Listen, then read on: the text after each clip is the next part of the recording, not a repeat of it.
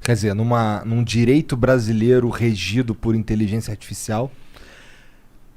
Acho que... O que você quer dizer com direito regido por inteligência artificial? Imagina, esse cara aqui, sei lá, roubou um supermercado. E aí, essa inteligência artificial, ela estudou tanta coisa que rolou em todas as vezes que alguém roubou um supermercado durante muitos anos, e ela já sabe como agir naquele caso daquele cara ali, então quem é o juiz daquela porra é uma inteligência artificial. Ou então o algoritmo amparando o juiz na tomada de decisão. Isso que eu ia falar. Isso é legal se o cara tiver um auxiliar. Tipo, até hoje vagabundo falou que era assim o bagulho. A sua pergunta é maravilhosa e me dá a oportunidade de falar contra a corrente, mas muito bem fundamentado. Porque saiu esse ano agora um livro de um prêmio Nobel de Economia, que é o Daniel Kahneman, junto com um professor de Harvard chamado Cass Sunstein, que eles falam o seguinte, cara, o algoritmo, ele sempre vai decidir menos errado do que o juiz. Calma, vou explicar. Se eu fizer um modelo estatístico simples, ele vai ser talvez melhor do que o melhor expert, não só na justiça, qualquer coisa. Por quê? Porque a nossa cabeça, ela é muito imperfeita. Ela tem os vieses, né, os preconceitos, e ela também tem noise, saca? Ruído, né? Você tá de mau humor, você não comeu, a pessoa que tá na tua frente te lembra alguém que você gosta, ou lembra alguém que você não gosta. Então, o teu processo cognitivo vai fazendo assim. Se eu fizer um algoritmo do Monark, o algoritmo do Monark vai performar melhor do que o próprio Monark. Aí eu vou dar um exemplo concreto. Estudaram 700 mil, eu vou arredondar os números, 700 mil decisões de juízes americanos de fiança. Conceda ou não a fiança para soltar o cara durante o processo. 700 mil decisões reais. Dessas 700 mil, 400 mil pessoas foram soltas. Dessas 400 mil, um percentual voltou a delinquir, cometer outro crime. Então eles escolheram algumas pessoas que talvez deveriam ter ficado presas e soltaram. Possivelmente algumas deveriam ter ficado soltas e eles prenderam. Erros. Você jogou isso para um algoritmo com as mesmas informações que os juízes tinham, e aí você seta o algoritmo. Eu vou setar o algoritmo para prender o mesmo número de pessoas. E eu jogo essa informação para o algoritmo. As pessoas que ele escolheria que ficariam presas, ele escolheu melhor. Por quê? Porque quando a gente olha para as pessoas que os algoritmos soltaram, a criminalidade teria reduzido pela metade. Aí você fala, não, mas o algoritmo é preconceituoso, né? Hoje essa é a moda. O bias do algoritmo.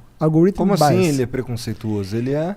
porque ele reproduz o preconceito da sociedade, né? Ele reproduz o preconceito de quem setou, talvez. Faz sentido, porque você tem que analisar. Se todas as ações, os julgamentos do juiz que ele analisou são... tem o bias, né, dentro do juiz, então a conclusão que ele chega dessas análises também está carregada desse bias. Então, pois ele pode realmente... o problema é o seguinte, né? E tem um lance da inteligência artificial que ela tá da caixa preta, ninguém sabe como é que funciona lá dentro e tal. E as pessoas falam isso, todo mundo falando isso agora aqui no Brasil. O problema é que essa caixa preta aqui a gente também não sabe como funciona direito.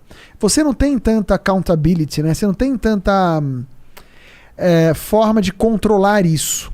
Mas o juiz tem que fundamentar a decisão. Mas primeiro ele resolve o que ele quer, depois ele acha um jeito de botar no papel. Porque é assim que funciona. Para todo mundo, não é porque o juiz é mauzinho. É porque é assim que funciona o nosso cérebro. O algoritmo, ele, primeiro, claro, se ele não for construído por uma equipe que tem diversidade, ele pode ter, já na construção, um problema de bias, mas os bias podem estar no dataset, nos dados que são utilizados para treinar o algoritmo. Sim, isso pode acontecer. Mas mesmo que ele reproduza os bias, ele não tem noise. Porque nenhum modelo matemático tem noise, porque não é humano. Entende? Então, só de reduzir o noise, você reduz o percentual de erro. Mesmo que você mantenha os vieses, né, o bias. E aí, essa experiência, e tem muitas outras, provam isso. Aí você fala, porra, mas se é assim, por que a gente não usa mais algoritmo no processo decisório? Primeiro, porque você não tem algoritmo para tudo, a tecnologia está evoluindo. E depois, porque nós temos um preconceito contra os algoritmos também. Nós estamos mais propensos a aceitar o erro humano do que o erro da máquina.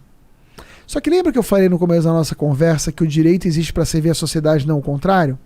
No fim de tudo, o que a gente precisa? Como sociedade está melhor, o nosso bem-estar precisa aumentar.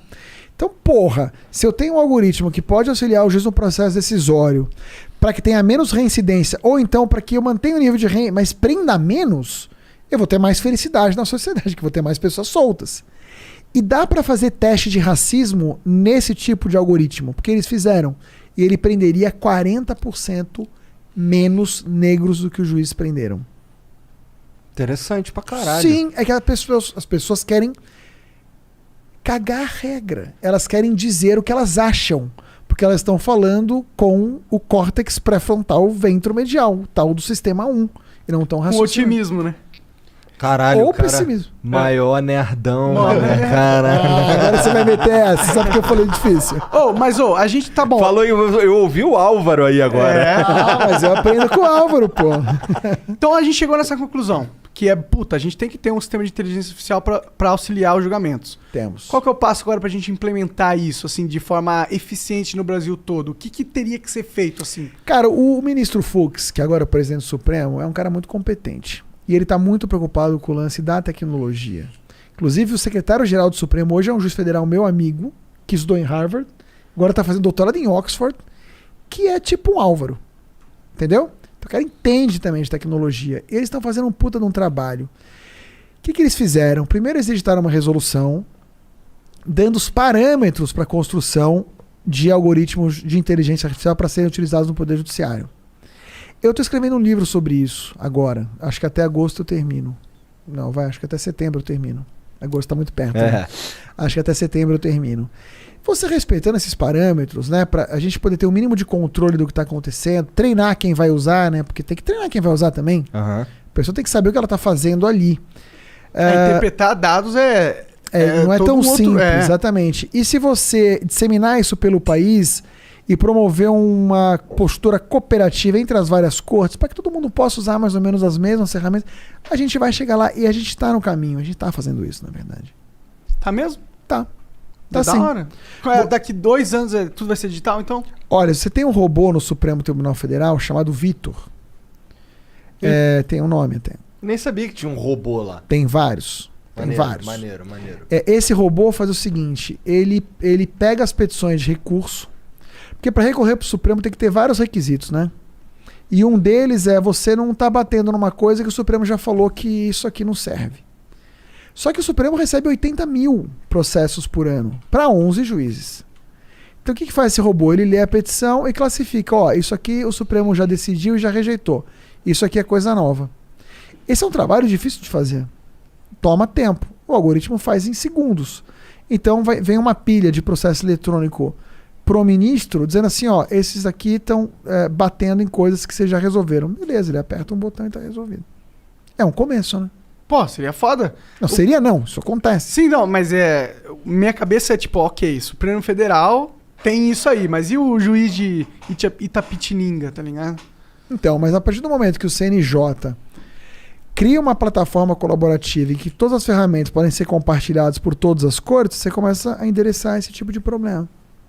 É muito legal.